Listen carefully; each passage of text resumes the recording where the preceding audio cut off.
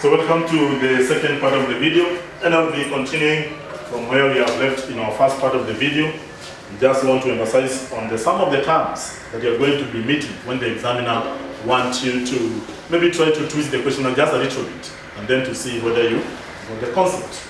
So in that part, you can see what you're told. Using the same tree diagram, we are told that you find the probability. You find the probability of obtaining at least a head. That's what I want. What is the probability of getting? At least.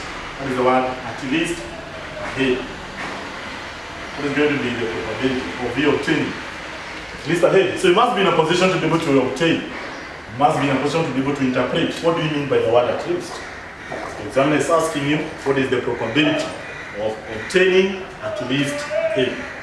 So this one word is used as at least, so it means this one is going to be either you get one head, and above. That's why I'm insisting on this concept of the at least. We'll be using the word what? We will be using the word at least. So meaning this one is giving you the option of getting one head. So you can get one head, not one head, you can get two head, or you can get what? You can also get three head.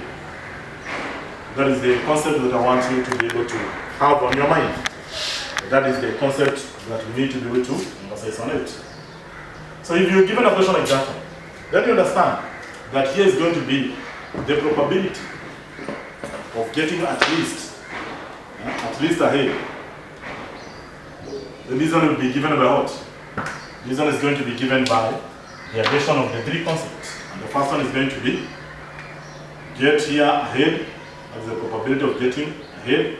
Then in the other one you get tail. That's one combination. Because here you only have one head. If not that way, then you can have another one whereby you get the probability. In the first case, you get a tail, then in the other one you get a head, and then a tail. So here we also have one head. That is another possible combination. Not that way, you have another option whereby you can be able to get. In the first toss, you get a tail. In the second toss, a tail. Then in the other one, you get a head. That is another possible combination. But remember the word at least a head is telling us either you get one head, two head, or three head. So meaning this one word at least is going to be what? This one is going to be the fraud. So you start from there moving up. That is the fraud. That's what I want you to be able to understand. Then the next possible combination is there you can be able to get. In the first toss, you get the probability to get a head, then the next one a head, and then finally you get a tail. So here we have two heads. Then you can be able to see another possible combination is that the probability you get here, you get what? You get a head, a tail, then you get head and head. That's another possible combination. So you can see there you have how many? There you have again two heads. Not that way, you have another one. The ability of getting what? You get a head, then you get a tail, and then you get a head. You can see there again, we have another possible combination. So this is going to be 1, 2, 3, 4, 5, 6. So if those one are 6, then we have another possible combination for getting two heads. So because you have said that is the offer for the two heads, then you can be able to get how many? 3 heads. This one is going to be the probability of getting 3 heads, head, and then a head again. That is where we are having the probability of getting the 3 heads. So you can see here, how many outcomes are we having? We are having the 7 of them. 1, 2, 3, 4, 5, 6, 7. But you agreed on our question. How many are they? In this case, from our tree diagram, you can see the number of the possible outcomes that we had. There were how many? There were 8 of them. So you have 1, 2, 3, 4, 5, 6, 7, 8. That's the case that you're saying. So this one is going to be head, head, head. Then the other one is going to be head, head, tail. Then head, tail, head. Then head, tail, tail. Then you can be able to see tail, head, head. Then you have tail, head, tail. Then you have tail, tail, head. And then you have tail, tail, tail. So if you really see a question like this one, of getting at least a head, then remember what we agreed in our first previous lesson, whereby we say the probability of an event happening plus the probability of an event not happening can be given, or you are going to get 1. So in this case, you're asking, what is the probability of getting at least a head?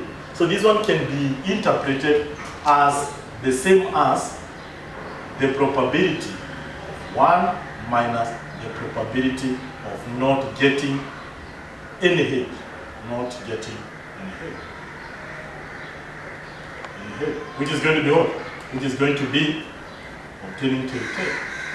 So the same answer here will be the same as 1 minus the probability of getting tail in the first toss, and then tail in the second toss, and then tail in the third toss. So the two of them are going to give you the same answer. So when you multiply this one, you can be able to see this is going to be 1 over 2, so this one is going to be 1 over 8, plus 1 over 8, plus 1 over 8, then this one plus 1 over 8, then again, so this is 1, 2, 3, 4, plus 1 over 8, plus 1 over 8, plus 1 over 8. So this is for this 1, 2, 3, 4, 5, 6, 7. So when you add this one, you're giving you what? You're giving you 7 over 8. Remember, that is when you have been doing the multiplication for each and every branch. But when you come down to this one, again, the same case is going to be the same. That is going to be 1 minus the probability of getting a tail, a half, multiplied by a half, multiplied by a half. So this one is going to give us what? 1 over 8. At the end of the day, it will give you 7. That's why I'm insisting you must be in a position. You must be in a position to be able to interpret the equation the way you are given, and you try to use the root that is not going to involve you doing a lot of work, like in this case. That is one of the tricks when we had the word at least. That is the key one. So one will come and then do all the work. We will write to 7 over 8. Then here, another person is going to sit and see, and then he realizes if at least a head, that is one head. Then you realize at least is the 4, so you can be able to get the other head. So generally you can be able to see this one is going to be 1 minus. The first you get a tail. So meaning there is no head. Because you can see in this combination, you don't have any head. Let's see another part, another shape concept that is used there. You can see you are told that find the probability of obtaining not more than 1 head. Not more than 1 head. So not more than 1 head, again that is a term that is going to be used. So when you say not more than 1 head, meaning we only need 1 head. So when you come to the not more than 1 head, meaning in this case, you only need 1 head. So this one is going to be not more than 1 head. It's going to mean 1 and below. So it is either you get 1 or you get a 0. So what is the probability of not getting more than 1 head? So meaning that one is going to be, that is the part of getting probability. Probability of not getting more than 1 head. More than 1 head.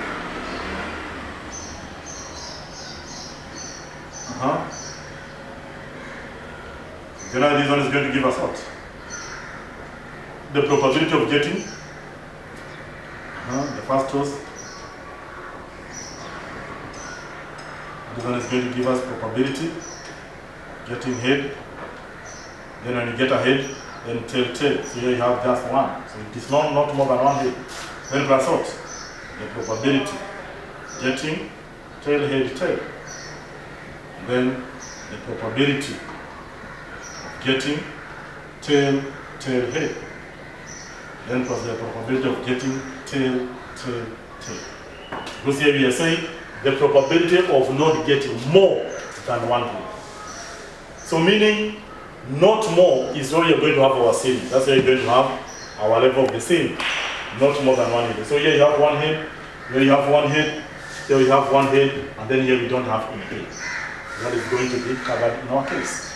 Then in this case again, we are saying this is going to be 1 over 8, because this one is going to be a half multiplied by a half multiplied by a half. So again, this is going to be 1 over 8 again. And then this one is also 1 over 8. And then finally we have 1 over 8. So there are 4 of them. That is 1, 2, 3, 4.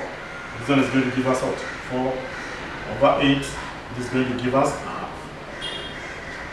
So that is another thing. So when the student, they fail to recognize what? They fail to recognize this, the part. Then at most 2 tails. So meaning at most 2 tails is the what? The word at most is the ceiling. At most. At most is the ceiling.